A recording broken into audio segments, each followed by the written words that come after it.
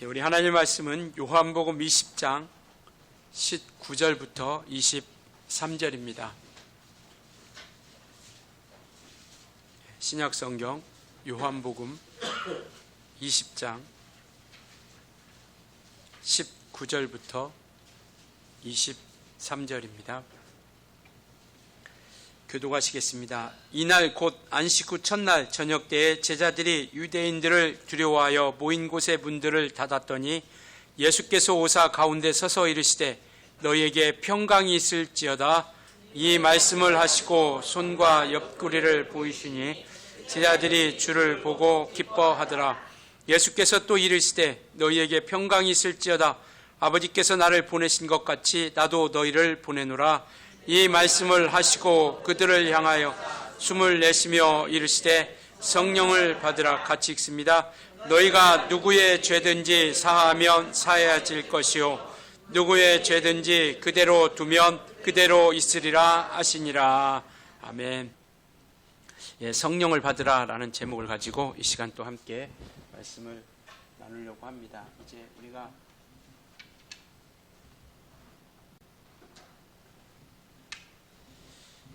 우리가 1월 달은 교육을 또 우리가 하는데요.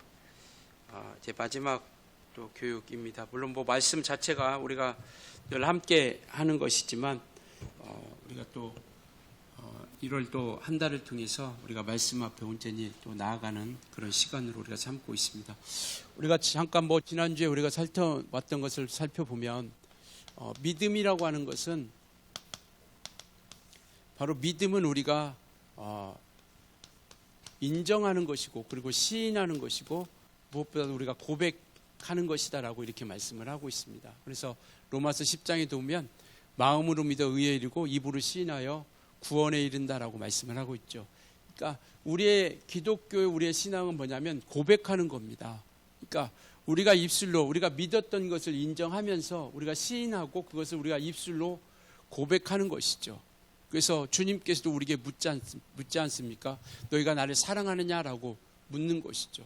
그래서 그 고백을 통해서 우리는 그 믿음을 우리가 가지게 되고 하나님께서 그 믿음의 고백을 하나님께서는 들어주시고 인정을 해주시는 겁니다. 그러니까 이 고백 가운데서 우리는 또 순종이라고 하는 것을 통해서 우리가 함께 나아가는 것이고요. 그래서 오늘 우리가 이렇게 물음으로 한번 시작해보려고 합니다. 우리가 지금 지난 3시간을 우리가 정리하면 정말 예수께서 어떤 분이신지를 우리가 알아가는 거죠. 바로 그분이 하나님의 아들 예수 그리스도시라는 것을 우리는 믿는 자들입니다. 아멘이십니까? 바로 그래서 우리는 그분이 우리의 피를 흘려주신 우리의 죄를 대속해 주신 분이시고 그리고 바로 우리가 그분이 우리의 구세주이시다라는 것 믿으십니까? 바로 그것입니다. 예수께서 하나님의 아들이신 것과 그분이 우리 죄를 위해서 피 흘려주신 것과 그리고 우리는 그분이 구세주신 것을 믿는 것, 이 고백 가운데서 우리는 자꾸 인정하는 거죠. 그러니까 신앙생활 하다 보면 쉬운 일만 있는 것이 아니라 편한 일만 있는 것이 아니라 때로는 어렵고 또 공경도 처하고 환난도 처하고 또 때로는 정말 너무 어려운 힘든 순간도 오죠. 선택의 기록 가운데 있고 우리가 믿음을 지켜나가는데 굉장히 어려운 순간들이 우리 앞에 맞아들이기도 하는 것이죠. 그럴 때마다 우리가 고백하는 건 뭐냐면 나는 예수의 피로 깨끗함 받은 자라는 거. 믿음이 흔들릴 때도 있죠. 우리 믿음을 자꾸 흔들 때도 있습니다. 그래서 우리 마음 가운데 우리 생각 가운데 나 같은 자가 구원 받을 수 있을까? 내가 천국 갈 수 있을까? 라고 하는 그러한 정말 의심과 함께 자꾸 우리의 머릿속을 되새기게 하는 거죠. 그때마다 우리는 고백합니다. 나는 예수의 피로 깨끗함 받은 자다. 나는 죄사함 받은 자다. 나는 용서함 받은 자다. 나는 하나님의 자녀가 되었다라는 것.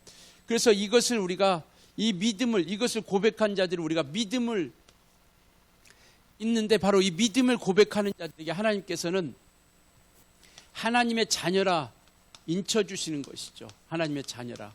그래서 우리는 믿음을 가진 자들을 하나님의 자녀로서 또 하나님의 사람으로서 나아가는 것이고 또 우리는 이것을 통해서 이 믿음을 통해서 나는 구원받은 자가 되었다라는 것이죠.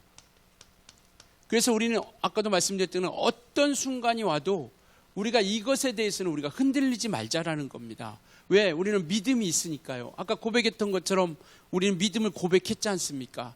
그래서 우리는 믿음의 고백을 통해서 우리 신앙이 하나님께 인정받는 것이죠.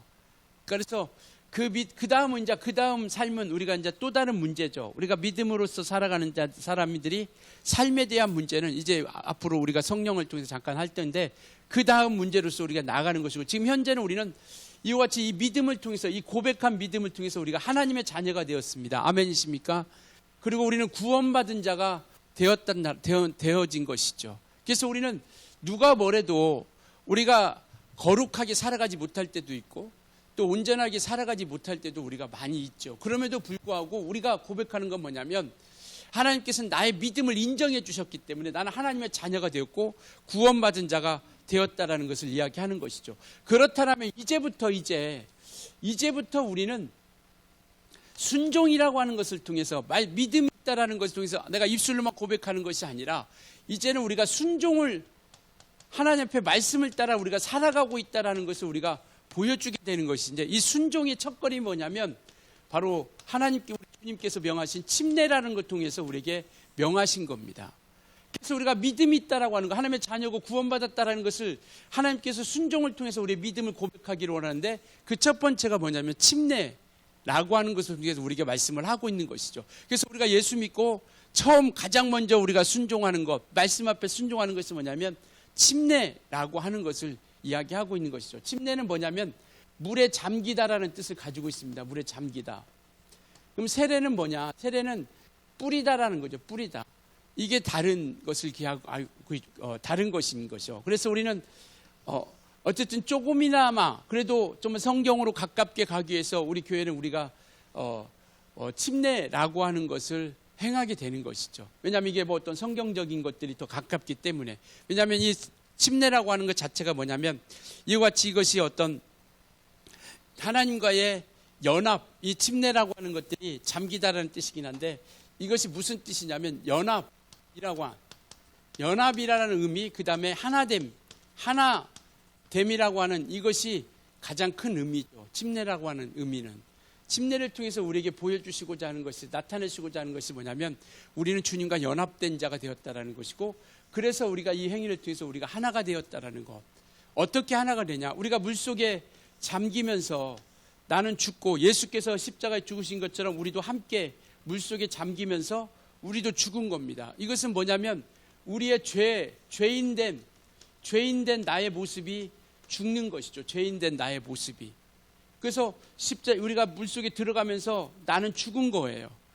우리가 실제로 죽으면 안 되니까 잠깐 들어갔다 나오긴 하죠. 그러나 그 명령 앞에 우리가 순종함으로 내가 물속에 들어가면서 내가 죄인됨을 우리가 알게 되는 것이고, 그리고 물속에서 올라오면서 우리는 주님의 부활에 연합된 자가 되어진 것이죠. 그래서 우리는 연합된 것, 침례를 통해서 연합되어진다라는 것, 이것이 우리에게는 가장 큰 의미가 되어지는 겁니다. 그래서 우리가 침례받았다고 하는 것은 바로 이것이 우리에게 속해져 있는 거예요. 나는 예수와 함께 죽은 자고, 나는 죽은 자예요. 나의 옛사람, 나의 죄인된 모습은 죽은 겁니다.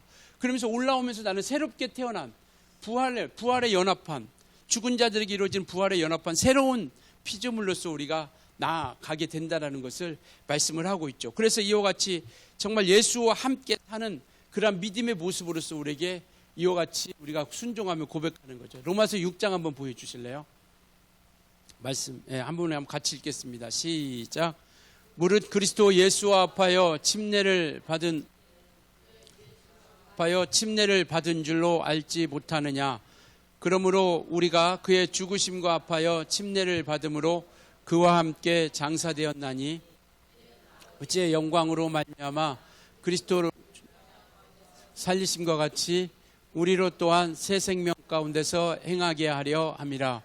만일 우리가 그의 죽으심과 같은 모양으로 연합한 자가 되었으면 또한 그의 부활과 같은 모양으로 연합한 자도 되리라.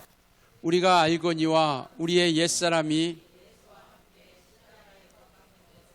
죄의 몸이 죽어 다시는 우리가 죄에게 종노릇하지 아니하려 합니다. 4절 보여주실래요? 4절로 올려요. 그러니까 우리가 연합한다고 하는 것은 정말 우리가 침례를 통해서 우리 자신이 우리 옛사람의 장사 지낸 거죠. 죽은 거죠. 그리고 예수 그리스도와 함께 우리는 그와 함께 새 생명 가운데 살게 하려 함이라는 것을 말씀하고 있습니다. 그러니까 침례받은 것이 우리가 함께 물속에 들어갔다 그냥 한번 나온 것으로 끝나는 게 아니라 바로 우리가 연합과 하나됨을 통해서 온전한 믿음에 우리가 믿음이 있음을 이 침례를 통해서 정말 주님과 함께 나아가는 것이고, 그래서 이 침례는 주님의 명령입니다. 마태복음 28장에도 말씀하시기를 정말 너희가 모든 족속으로 제자를 삼고 아버지와 아들과 성령의 이름으로 침례를 주고, 그래서 마태복음 28장에서 그 침례라고 하는 것은 주님의 명령이다라는 거죠. 사람들이 만든 의식이 아니라 주님의 명령이기 때문에 우리는 그 명령 앞에 우리가 순종하는 것이고, 오늘 설교 제목처럼 성령을 받으라는 것도 바로 그 또한 주님의 명령이기 때문에 우리가 나아가는 것이죠. 그래서 이 침례가 왜 중요하냐면, 이 침례받은 것을 통해서 우리는 그냥 의식적으로 하는 것이 아니라 우리가 믿음에 있음을 순종을 통해서 우리가 침례를 순종함을 통해서 우리 믿음을 고백한 겁니다. 하나님께서 그 믿음을 인정해 주시는 거예요. 그러니까 이 침례 자체가 구원의 조건은 아닙니다. 마가복음 16장에도 믿고 침례를 받는 자들에게는 구원을 얻을 것이다라고 이렇게 말씀하고 있어요. 마가복음 16장 16절에. 그러나 그 침례가 구원의 조건은 아니에요. 그럼 뭐냐? 우리의 믿음이 있다라고 하는 것을 이 침례를 통해서 우리에게 약속으로서 우리에게 그것을 기억해 주시겠다라는 거죠. 베드로전서 3장 한번 보여주실래요? 3장 21절 같이 한번 읽겠습니다. 한번 같이 읽습니다. 시작. 물은 예수 그리스도께서 부활하심으로 말미암아 이제 너희를 구원하는 편이 곧 침례라. 이는 육체의 더러운 것을 제하여 버림이 아니요 하나님을 향한 선한 양심의 간구. 그러니까 육체의 더러운 것을 제하는 것. 우리는 죄를 없애주는 것이 이 침례가 아니라 이것은 뭐냐면 구원하는 표. 그러니까 왜 구원하는 표냐면 우리의 믿음으로 순종한 것을 인정해 주시겠다는 겁니다.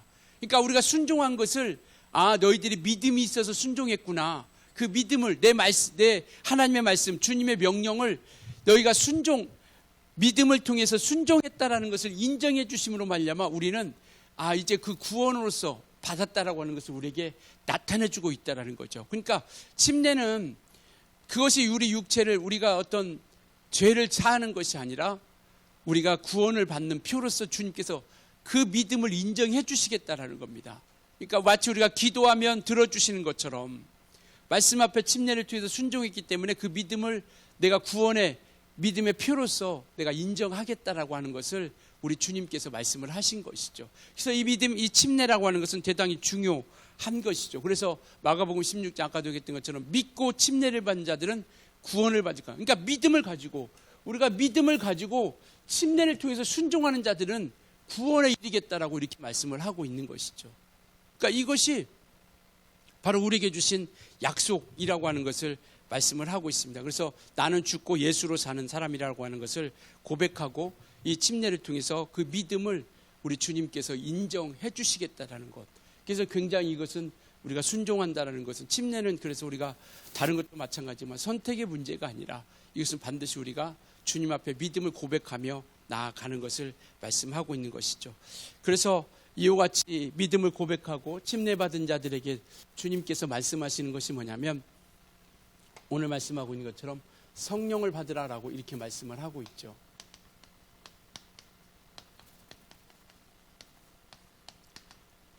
그러니까 이와 같이 믿음을 고백하며 침례받은 그들 가운데 성령을 받으라라고 이렇게 말씀을 하고 있는 겁니다. 오늘 본문에도 말씀하고 있지만 그래서 구원받은 사람들이 우리가 구원받았기 때문에 새 생명을 우리가 얻은 자로서 그 새 생명으로 얻은 것으로서 우리가 끝나는 것이 아니라 이제는 우리가 하나님 안에서 우리가 이렇게 정말 구원을 받았다, 믿음을 통해서 구원을 받았다고 하는 것은 뭐냐면 마치 아이가 태어나는 것처럼 우리가 갓 태어난 겁니다.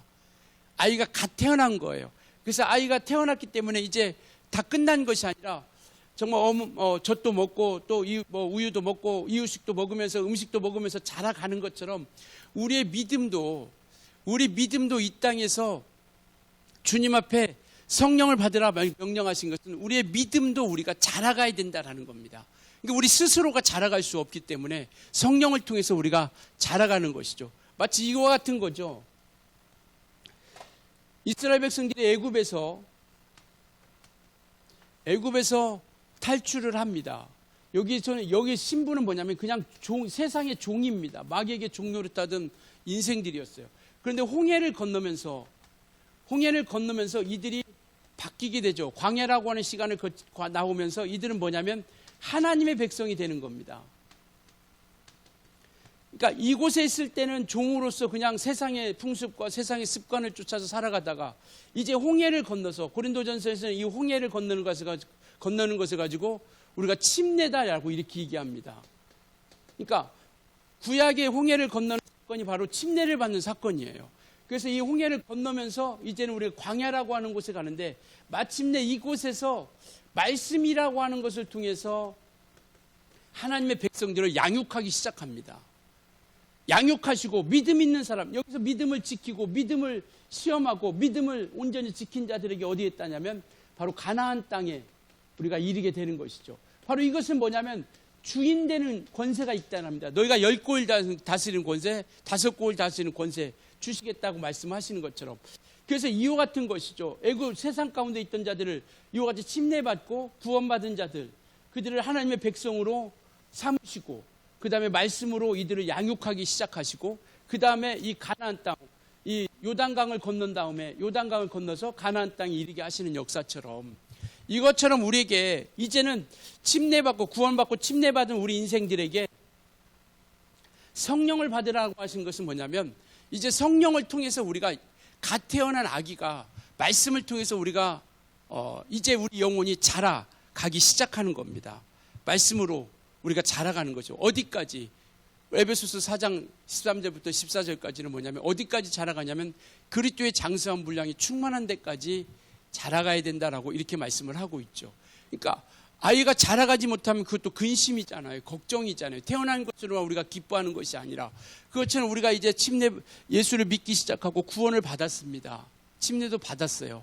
이제 하나님의 자녀가 되었습니다. 마치 이들이 하나님의 백성이 되었던 것처럼 자녀가 되었기 때문에 끝난 것이 아니라 이제는 우리가 세상 가운데 그냥 데려가시지 않죠. 여기서 그냥 바로 데려가면 좋은데 그러나 하나님께서는 결코 우리를 그냥 데려가시지 않고 우리의 믿음을 반드시 보시겠다라는 겁니다. 저와 여러분의 믿음을 반드시 확인하고 체크한 다음에 이가 믿음이 있는지 없는지 그런 다음에 우리를 이와 같이 천국에 이르게 하신다. 가나안 땅에 들어가게 하죠. 그래서 이 광야 40년이라고 하는 것은 신명기 8장에 보면 너희가 믿음을 지키는지 아니 지키는지 하나님 말씀을 지키는지 아니 지키는지 보려 하심이다라고 이렇게 말씀하고 있어요. 지금 우리가 고난의 또 시련의 때 빨리 천국에 갔으면 좋겠다라고 이렇게 생각하는 그 광야 같은 삶이라고 이렇게 하는데 바로 이것은 뭐냐면 우리의 믿음을 보시는 때예요. 우리는 주님 앞에 이 믿음을 보여드려야 됩니다. 때로는 환난을 통해서, 때로는 시련을 통해서, 때로는 물질적인 문제를 통해서, 때로는 어떤 질병의 문제를 통해서 여러 가지 환난을 통해서 마치 욥처럼 그것이 하나님이 주어지는 시험이든 아니면 정말 마귀로부터 오는 어떤 시련이든 그러한 것들을 통해서 이 광야는 그러한 믿음의 시험을 통해서 우리가 나아가는데 이와 같이 우리가 성령을 받으라고 하는 것도 이와 같은 과정을 통해서 우리가 온전히 말씀으로 양육받는데 어디까지 자라가야 되느냐? 우리는 그리스도까지 우리가 자라가는데 이것은 무슨 얘기냐면 그리스도를 닮아가고 따라가는 삶이 되어져야 된다는 겁니다. 그러니까 구원받았다고 한다면 우리는 그리스도를 닮아가고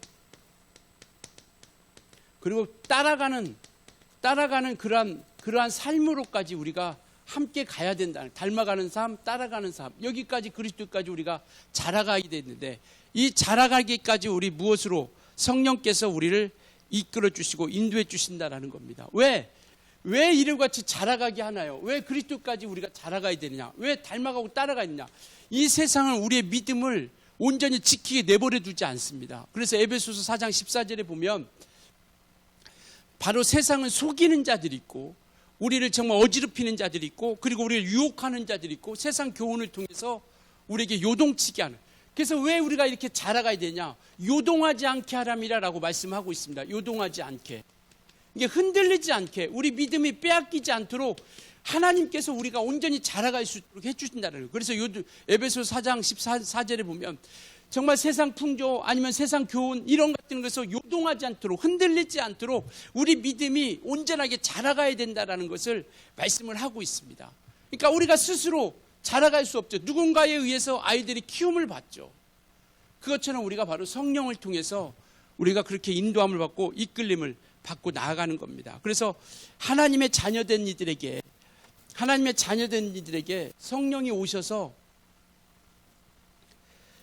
네가 하나님의 자녀라고 하는 것, 하나님의 사람이라고 하는 것을 우리에게 보여주는 겁니다. 그래서 우리의 어떤 믿음이 있다라고 하는 것을, 믿음에 대한 보증을 해주시죠. 성령께서 우리가 믿음이 있다라고 하는 것을 보증을 해주십니다. 성령께서 우리가 오심을 통해서 성령에 대한 믿음에 대한 보증을 해주시는 것이고, 그 다음에 우리가 영적으로 성장하도록, 우리가 영적으로 믿음이 성장하도록 우리를 인도해 주시고 계신다라는 거죠.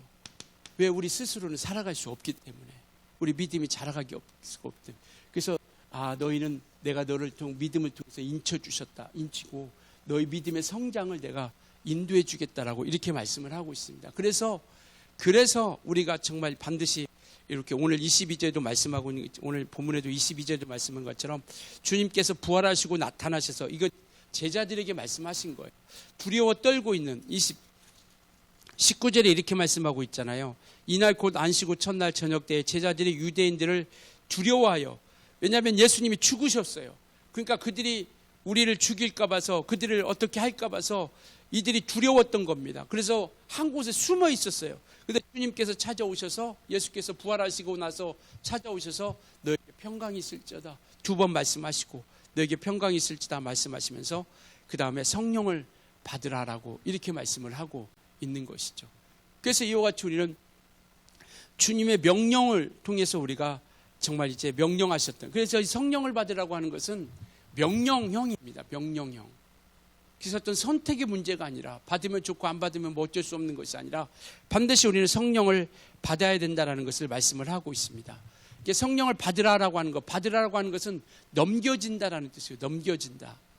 그러니까 이와 같이 이제는 예를 들면 이런 거죠. 빌라도가 정말 예수를 십자가에 못 박게 달라고 유대인들이 막 정말 고함치고 넘겨달려 십자가에 못 박으라고 하니까 빌라도가 이 예수님을 누구에게 넘겨주냐면 유대인들에게 십자가에 못 박게 넘겨주죠.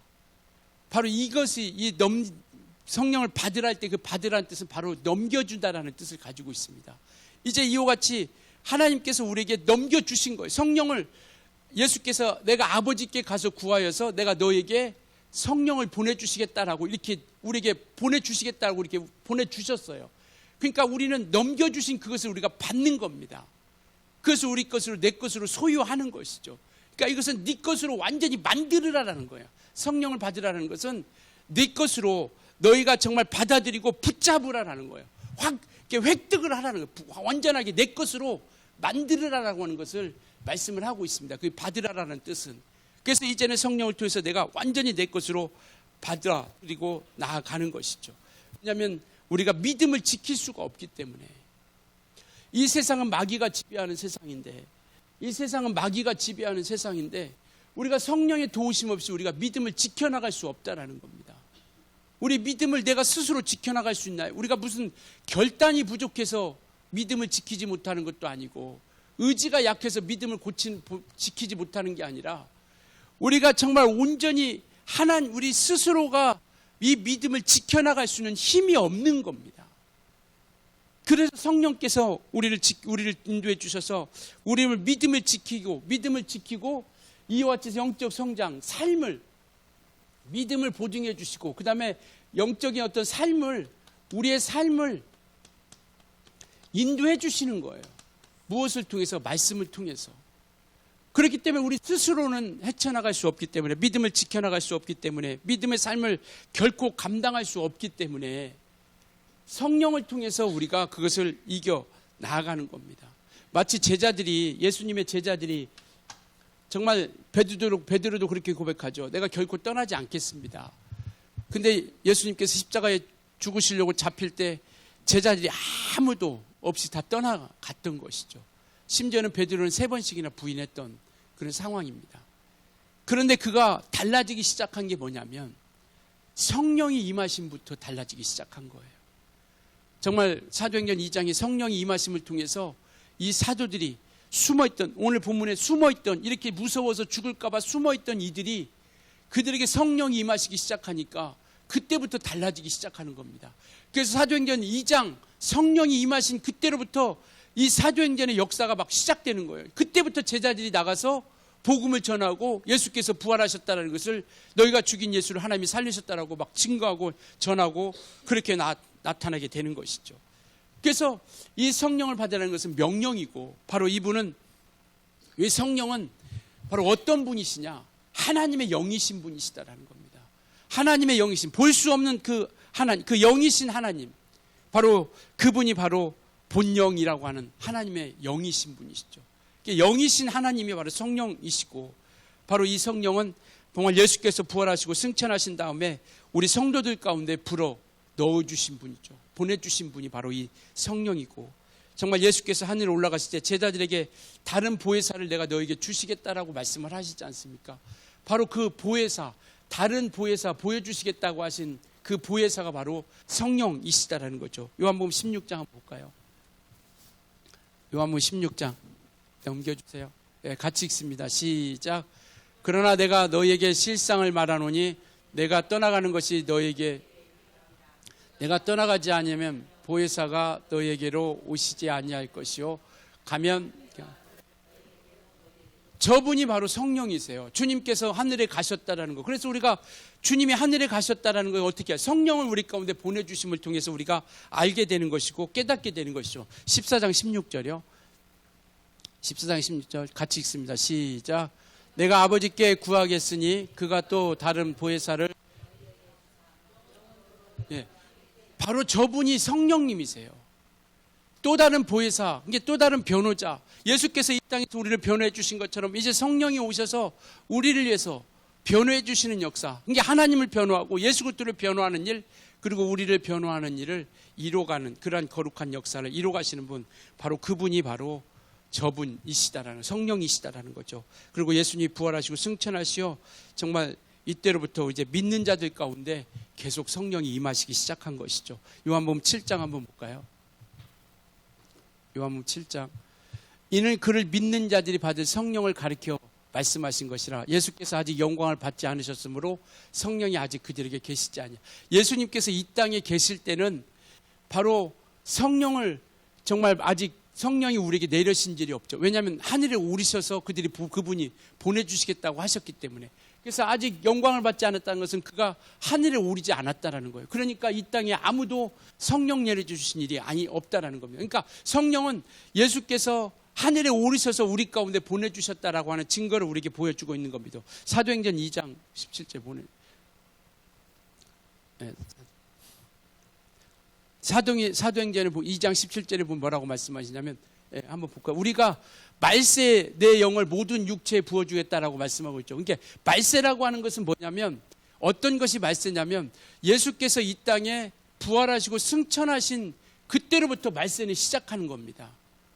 그때부터 말세가 시작되는데 그 말세에 내 영을 모든 육체에 부어주겠다. 그러니까 예수님께서 하늘에 오르신 다음부터 우리에게 마침내 성령을 보내주시겠다라고 이렇게 말씀을 하고 있는 것이죠. 그래서 이와 같이 말세 가운데, 우리 육체 가운데, 그러니까 우리가 육체로 있을 때 이렇게 보내주시겠다. 그래서 예수님이 반드시 오셔야 됐던 것처럼, 예수님이 이 땅에 오시지 않으면 우리의 죄 문제를 해결할 수 없는 것처럼 성령님께서도 반드시 오셔야 하시는 분이시다라는 것을 말씀을 하고 있는 겁니다. 그래서 이와 같이 정말 성령께서 이 땅에 오신 이유, 많이 여러 가지가 성경에 있겠지만 가장 중요한 것은 뭐냐면 우리에게 증인된 삶을 살고자 하는 겁니다. 성령이 왜 우리 가운데 오셔야 되느냐? 우리가 예수의 증인된 삶을 살고자, 예수의 증인된 삶을 살 수 있도록. 우리 한번 요한복음 5장 보여주실래요? 그 다음 요한복음 5장 3장, 사도행전 3장이요. 네, 사도행전 3장 같이 읽겠습니다. 시작. 생명의 주를 죽였도다. 그러나 하나님이 죽은 자 가운데서 그를 살리셨으니 우리가 이 일에 그러니까 성령이 임하신 다음부터 이들이 나가서 증거했던 것이 뭐냐면 예수를 죽인, 너희가 죽인 예수를 하나님이 살리셨다라고 하는 것. 바로 이것이 우리가 예수를 증거하는, 예수를 변호하는 그러한 일을 위해서 우리 가운데 오신 것이죠. 그래서 지금도 그분은 나오시고 계시고 바로 그분은 우리를 통해서 그분이 증거하신다라는 것을 말씀하고 있죠. 요한복음 한번 보시겠습니다. 그 다음 15장 20절 같이 읽을까요? 시작. 내가 아버지께로부터 너에게 보낼 보혜사 곧 아버지께로부터 나오시는 진리의 성령이 오실 때에 그가 나를 증언. 두 가지입니다. 아버지께로부터 나오시는, 이것은 지금 진행형이에요. 그러니까 나오신다라고 하는 것은 지금도 계속 나오시고 계시다라는 거예요. 그러니까 우리가 그렇게 얘기합니다. 예수님은 나오신 분이고 성령님은 나오시는 분이시다라고 이렇게 얘기하고 있는 것이죠. 그래서 지금도 계속 하늘에 오르신 그때로부터 초대교회로부터 시작된 그 성령의 임하심이 지금도 계속해서 나오시고 계시는 분이시고, 왜 진리의 성령이 지금도 계속 우리 가운데 나오시고 계시냐? 바로 우리가 그를 증언하기 위해서, 예수의 증인이 되기 위해서 성령을 우리 가운데 주셨다. 이게 가장 큰 이유이죠. 예수를 변호하는 겁니다. 죄인처럼 죽었지만 그러나 그는 하나님이시고 다시 살아나셨고, 그가 죽으신 것은 우리 죄 때문에 죽으셨다라는 것을 말씀을 하고 있는 것이죠. 그래서 요한복음 5장 34절에 보면 나는 사람의 증거를 취함받지 않는다. 나는 사람의 증언을 받지 않는다. 우리가 아무리 지혜롭고 똑똑해도, 우리가 논리적으로 변호한다 할지라도 하나님은 사람의 증거를 받지 않는다라는 거예요. 그래서 사도행전 1장 4절 5절에 보면 너희가 약속하신 성령을 기다리라라고, 아버지께 예수께서 약속하신 것을 기다리라라고 있어요. 떠나지 말고 기다리라. 너희가 기다리다. 그 다음에 사도행전 1장 8절에 성령이 임하신 다음부터 너희가 땅끝까지 이르러 내 증인이 되라라고 이렇게 마침내 말씀하고 있습니다. 그러니까 우리 어떤 지혜로 능력으로가 아니라 하나님이 주신 성령을 통해서 우리가 예수를 증거하기를 원하는 것이고, 또한 우리가 성령을 통해서 우리에게 말씀하시고 있는 것은 뭐냐면 예수를 구주로 믿게 한다는 겁니다. 우리가 예수님을 구주로 믿게 한다는 거예요. 주로. 고린도전서 12장 한번 볼까요? 같이 읽습니다. 시작. 그러므로 내가 너에게 알리노니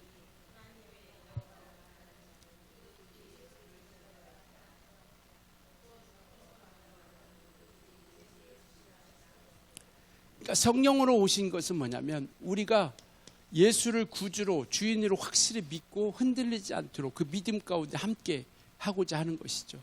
왜냐하면 핍박과 고난이 올 때, 그런 시련과 아픔이 올 때, 나는 예수가 내 구주입니다 했다가 환경이 어려워지고 육체가 어려워지고 목숨의 위협을 느끼면 배신을 하고, 베드로처럼 많이 부인을 하고 배신을 하게 되는 거죠.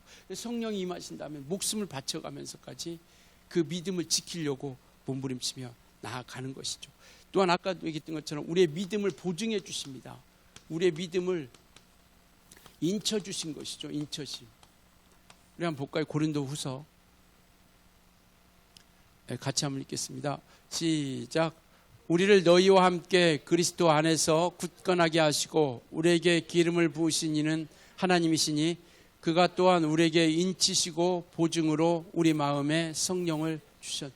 그러니까 우리에게 인쳐 주시고 우리의 믿음을 보증해 주시고, 우리가 믿음이 있다라는 것을 보증해 주심으로 인쳐 주시는 위해서 성령이 오신 겁니다. 우리가 그래서 우리는 성령을 받는 거죠. 왜? 우리 믿음이 진짜 가짜가 아니구나. 우리 믿음이 진짜구나. 그래서 우리가 성령을 통해서 인쳐 주시는 것이고, 또한 우리를 말씀이 생각나게 해주시죠. 하나님 말씀이. 그러니까 많은 사람들이 염려가 성경 인연 자꾸 앞에 보면 잊어버린다고 하죠. 자꾸 기억나자. 인간의 한계는 기억력이라는 게 한계가 있기 때문에. 그러나 성령이 오시면 그 말씀이 우리에게 생각나게. 다음 요한복음요. 14장 26절. 같이 한번 읽겠습니다. 시작. 보혜사 곧 아버지께서 내 이름으로 보내실 성령, 내가 너에게 말한 모든 것을 생각나게. 말씀이 생각나게 해주시는 거예요. 그래서 너희가 누구 앞에 가든지 무엇을 말할까 염려하지 말라. 성령께서 네 입술을 통해서 말할 것을 주시라라고 이렇게 말씀을 하고 있죠. 그러니까 성령이 오시면 우리에게 정말 임하신, 그래서 우리가 말씀을 묵상하는 이유가 바로 그거예요. 말씀을 읽고 말씀을 듣는 이유가 지금 당장은 이것이 기억나지 않고 잊어버릴 수도 있는데, 그러나 분명한 것은 뭐냐면 이 말씀을 통해서 우리가 생각나고 기억나게 그 순간순간 말씀이 기억나고 생각나. 우리가 그런 거 그래서 혹시 전도하다가 아니면 또 뭘 이야기하다 보면 정말 나도 모르게 그 말씀들이 내게서 기억되고 그 말씀이 나에게 나의 마음을 움직이고 인도해 주시는 그런 말씀을 우리가 깨닫게 되는 것이죠. 성령께서 바로 그렇게 해주시고 또 진리 가운데로 인도해 주신다. 우리들 진리로 살고 진리 가운데로 말씀 가운데로 살아갈 수 있도록 이끌어 주신다는 거죠. 다음 보겠습니다. 다음. 그러나 진리의 성령이 오시면 그가 너희를 모든 진리 가운데로 인도하신다라고 이렇게 말씀하시고 장래일을 우리에게 알게 해주신다라고 말씀하고, 장래일은 알게 해주신다는 것은 우리 앞길에 대한 어떤 것을 점쳐주신다라는 것이 아니라 우리가 하늘에 대한 소망을 분명히 알고 가지고 갈 수 있도록 한다는 거예요. 장래일을 알려준다니까 우리가 내일 내게 무슨 일이 있고 모레 무슨 일이 있고 내년에 무슨 일이 있고 이런 것들을 알려주신다라는 것이 아니라 정말 우리가 정말 이후에 믿음을 가지고 천국이라고 하는 것을 우리에게 보여주고 나타내 주신다라는 거예요. 믿음으로 온전히 설 수 있도록. 그래서 이와 같은 것을 주시고 또한 은사를 우리에게 허락해 주시죠. 은사를 우리에게 나타내 주십니다. 고린도전서 12장 4절이요. 고린도전서 12장 4절. 그래서 거기는 수많은 은사들이 많이 나와 있죠. 은사는 여러 가지나 성령 같고 직분은 여러 가지나 주는 것 같으며 또 사역은 여러 가지나 모든 것 가운데 이루시는 하나님 같아요. 은사가 여러 가지인데 각각의 성령을 통해서 바로 이것을 유익하게 하렵니다. 그래서 이 유익하기 위해서 넘겨주세요. 유익하기 위해서 우리에게 이와 같은 많은 믿음의 은사들, 믿음의 역사들을 우리에게 보여주고 있는 겁니다. 성령을 통해서 자랑하는 것이 아니라 과시하려고 하는 것이 아니라 그것을 통해서 우리가 나아가는 것이죠. 그러면 성령은 어떤 자들에게 임하게 되느냐? 그러면 성령은 어떤 사람들에게 임하게 되느냐? 바로 성령은 거룩하신 분이세요. 성령은 거룩하신 분이시기 때문에 죄가 있는 곳에서는 성령 임하시지 않습니다.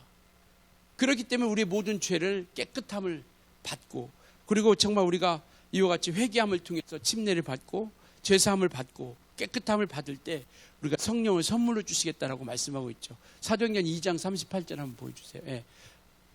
베드로가 이르되 너희가 회개하여 각각 예수 이름으로 침례를 받고 죄사함을 받으라. 그래야만 성령을 선물로 받으리니. 왜?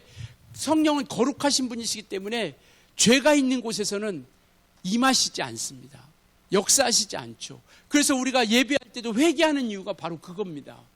죄가 있는 곳에서는 만나주시지 않아요. 그러니까 우리의 모든 죄를 씻고 나가는 겁니다. 그래서 이와 같이 회개하고 너희가 침례를 받고 아까도 얘기했죠. 우리가 침례를 받고 순종하여 침례를 받고 그리고 제사함을 받으라. 그리하면 성령을 선물로 우리가 받는다라고 이렇게 말씀을 하고 있는 것이죠. 그래서 이와 같이 성령은 거룩한 자들에게 임하게 되는 것이고 또 성령은 정말 그것을 사모하고 구하는 자들에게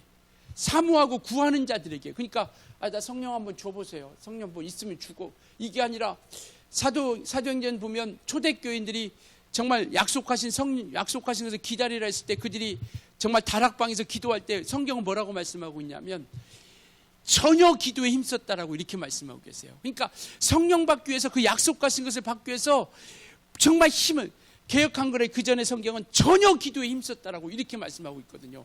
그러니까 힘을 다하여 그들이 간구했던 거예요. 그러니까 사모하고 구하는 자들에게 주신다는 겁니다. 누가복음 11장 한번 볼까요? 누가복음 11장 13절 같이 한번 읽을게요. 시작. 너희가 악할지라도 좋은 것을 자식에게 줄 줄 알거든 하물며 너희 하나님 아버지께서 구하는 자에게 성령을 주시지 않겠느냐. 그러니까 어떻게 해요? 구해야 된다라는 겁니다. 죄사함을 받고 이제는 우리가 정말 회개하고 죄사함을 통해서 이와 같이 용서함을 받고 이제는 성령을 달라고 성령으로 함께 해달라고 기도하며 정말 우리가 간구하는 것이죠. 그래서 성령을 통해서 이제 성령이 임하시는 정말 성령이 임하시면 어떤 역사들이 나타나냐. 성령이 임하시면 나타나는 것 중에 하나가 뭐냐면 방언을 말하기 시작하는 거죠. 우리 한번 사도행전 10장 44절 한번 볼까요? 10장 44절 40. 사도행전 2장 4절부터 볼까요? 앞에. 예. 그들이 다 성령의 충만함을 받고 성령의 말하게 하심을 따라 다른 언어들로 말하기 시작하니라. 개역 한글에서는 이건 개역 개정인데요. 개역 한글에서는 성령의 말하게 했음을 따라 다른 방언들로 말하기, 이게 다른 언어들로 말하기 시작하게 하는 것이죠. 알아들을 수 없는. 그래서 방언을, 성령 임하심으로 방언을 나타내는 것이고, 그것이 바로 사도행전 10장에서 정말 그들에게 말씀, 고넬료 가정에 말씀을 전할 때 그들이 방언을 말하는 역사들이 나타나고, 그 다음에 정말 19장에는 또 그들이 기도할 때, 안수할 때 성령이 임하고 방언을 말하는 역사들이 나타나기 시작했던 것을 보여주고 있는 것이죠. 그러니까 성령이 나타나는 것 중에 하나는 이와 같이 방언을 말하게 되는 것이고, 아까도 얘기했던 것처럼 은사가 우리 가운데 넘쳐나죠. 고린도전서 12장에 나와 있는 것처럼 은사 12장 4절부터 7절, 여기서부터 은사가, 성령이 임하시면 은사들이 나타나기 시작하는 것이고, 세 번째는 뭐냐면 성령의 열매가 나타나기 시작하는 거죠. 갈라디아서 5장 22절 23절, 성령의 열매, 사랑과 희락과 자비와 또 오래 참과 자비와 양성과 충성과 온유와 절제, 이런 것들이 우리에게 성령의 9가지 열매가 나타나는 거죠. 사랑과 희락과 화평, 그다음에 오래 참이, 자비, 양성, 충성, 온유, 절제, 이러한 모든 성령의 열매가 우리 가운데 나타나게 되는 겁니다. 그래서 이제는 우리가 그 두 마음 가운데 싸우는 거죠. 성령의 소유과 육체의 소유기. 그래서 이와 같이 이것은 뭐냐면 우리가 온전하게, 영원히 정말 온전하게 살아갈 수 있도록 이렇게 보여주고 있는 것이죠. 성령을 통해서 우리 스스로가 살아갈 수 없기 때문에. 그래서 육체의 기회는, 육체는 아까도 사도행전 2장 17절 우리가 봤던 것처럼 육체는 우리가 구원받을 수 있는 기회고, 그리고 성령을 통해서 우리가 하나님의 일을 할 수 있는 기회입니다. 그러니까 우리가 구원받았으니까 끝났다라고 하는 것이 아니라, 구원받았으니까 끝났다라는 것이 아니라, 육체는 구원받을 수 있는 기회고, 그 다음에 성령을 통해서 우리가 하나님의 일을 할 수 있는 기회인 거죠. 그것 중에도 아까 처음 말씀드린 것처럼 우리가 예수를 변호하고 증거하고 나타나는 것, 우리가 그 사랑을 우리가 나타나는 거죠. 주께로부터 받은 사랑을 우리가 나타나는 겁니다. 그래서 이제는 우리가 정말 이와 같이 성령이 임한 이들을 우리는 하나님의 성전이 되었다라고 이렇게 얘기하지 않습니까? 성전. 이제는 우리가 하나님의 성전이 되었어요. 성령이 임하셨다라고 하는 것은 하나님의 성전이 되었고, 성전은 거룩하다라. 너희는 하나님의 성전인 것과 하나님의 성령이 너 안에 거하시는 것을 알지 못하느냐.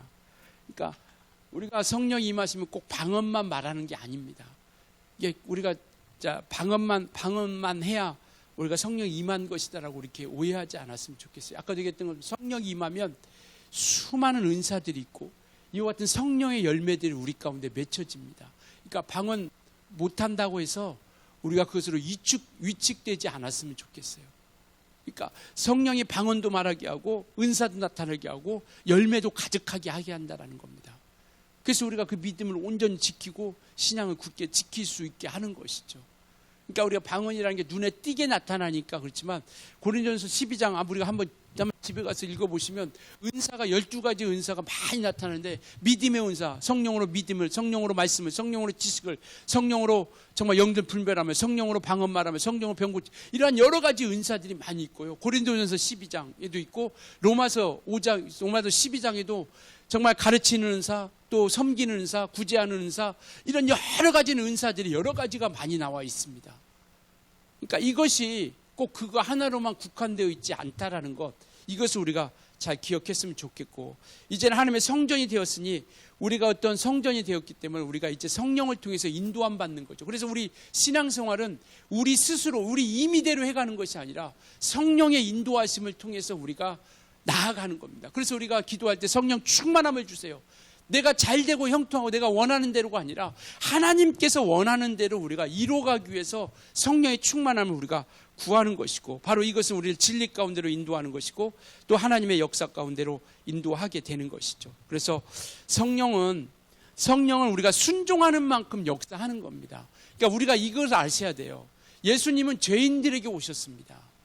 예수님은 죄인들에게 오셨어요. 그러니까 침뱉음 당하고 무시당하고 멸시당하도 주님은 아무렇지도 않아요. 왜? 그는 죽으시고 멸시당하러 오셨기 때문에. 근데 성령은 달라요.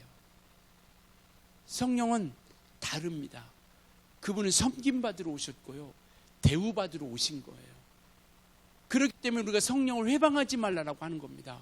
성령을 거역하지 말라고 예수님께서 그렇게 경고하시는 거예요.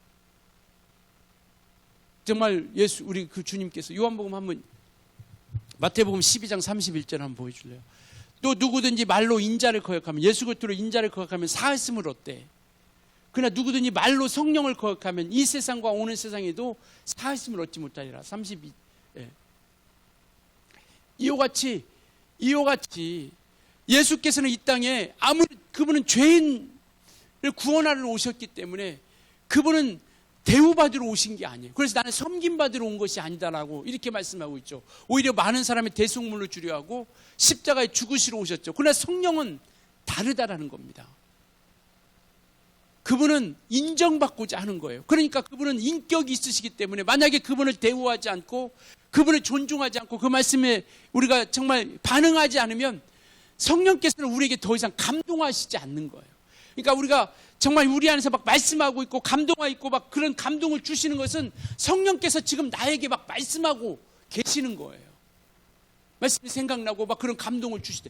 그것이 점점점 그 감동이 사라지게 되면 나중에는 이것이 이제는 사라지게 되는, 없어지게 되는 거. 이것을 전부 하나씩 우리가 불순종하기 시작하면 그것들이 이제는 감동이 더 이상 없어지게 된다라는 겁니다.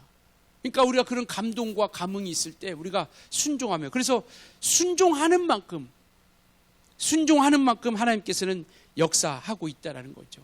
이제 우리가 새 생명 얻은 자입니다. 이제 왜 성령께서 왜 우리 안에 주시냐? 이 땅에서 광야의 삶을 살 때 우리 스스로는 살아갈 수 없기 때문에 성령을 주셔서 하나님의 성전되게 하신 다음 성령의 인도함 받고 성령 충만함을 받고, 성령 충만하는 것은 기분 문제가 아니라 바로 그분에게 주권을 내어드리는 거예요. 말씀 앞에 주권을 내어드리는 것이 바로 성령 충만입니다. 그래서 그분 앞에 나를 내어드렸을 때 그분이 나를 마음껏 쓰시고 역사하시고, 그래서 우리가 이와 같이 성령 충만함을 통해서 내 영혼의 성장을 위해서, 내가 성장해야 되니까 자라갈 수 있도록 말씀이 생각나고 기억나게 해주고 가르쳐 주셔서 우리 믿음이 성장할 수 있도록, 그래서 이와 같이 우리가 이제는 내 영혼의 성장을 위해서, 그리고 우리가 말씀 앞에 순종함을 위해서 우리가 온전히 나아갈 수 있도록 우리를 도와주시는 것이죠. 그래서 우리는 늘 말씀을 우리가 붙잡고 묵상하는 겁니다. 그리고 기도하는 일에 우리가 힘쓰는 것이고, 또 감사하는 일에 우리가 애쓰는 것이고, 그래서 우리가 감사 노트도 정말 우리가 지금까지 안 해도 지금 또 다시 새로 시작하자. 감사를 통해서 우리가 하나님이 나와 함께 계시고 있다는 것을 되돌아보면서 기억하는 것이고요. 성경 읽으면서 한 줄이라도 좋아요. 한 절이라도 좋습니다.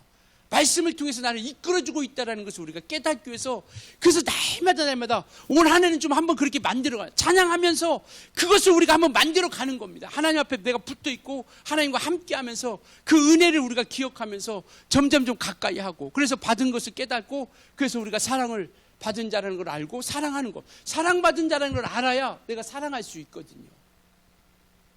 그래서 이렇게 말씀을 통해서 또 감사하면서 예배의 삶을 통해서 이제는 우리가 부활의 소망을 가지고 광야의 삶, 나그네와 같은 인생, 이 인생의 삶을 우리가 끝까지 우리가 성령 충만함 가운데 완주할 수 있길 예수님으로 축원합니다. 그래서 성령께서 우리와 함께 하시고자, 우리 스스로는 할 수 없기 때문에 이 광야의 믿음의 삶을 끝까지 완주할 수 있도록, 믿음을 지켜가면서 완주할 수 있도록 해서 우리에게 성령으로 받으라라고 이렇게 우리에게 명령하신 겁니다. 선택의 문제가 아니라. 그러니 성령 받지 않았다면 성령을 사모하시기 바랍니다. 나의 죄를 용서해 주시고, 내가 회개합니다. 내가 죄인이었던 걸 용서해 주시고, 내 죄를 깨끗게 하시고, 내게 정말 거룩하게 하사 내게 성령이 임하는 역사가 있게 해주시고, 성령의 은사가 충만하게 해주세요. 성령 받았다면 내게 성령의 은사가 가득하게 해주시고 더 큰, 그래서 마지막 고린도서 12장에 보면 너희가 더 큰 은사를 사모하라. 이것은 뭔가 자랑하기 아니라 정말 온전히 믿음을 지키고 주님이 원하시는 거룩한 삶을 살 수 있도록 하기 위해서 그 믿음을 우리가 지켜나가기 위해서 우리가 온전히 성령의 인도함을 받으라고 말씀을 하고 있는 겁니다. 정말 우리 끝까지 완주하되 성령의 충만함 가운데 우리 믿음을 지켜나갈 수 있길 예수님으로 축원합니다.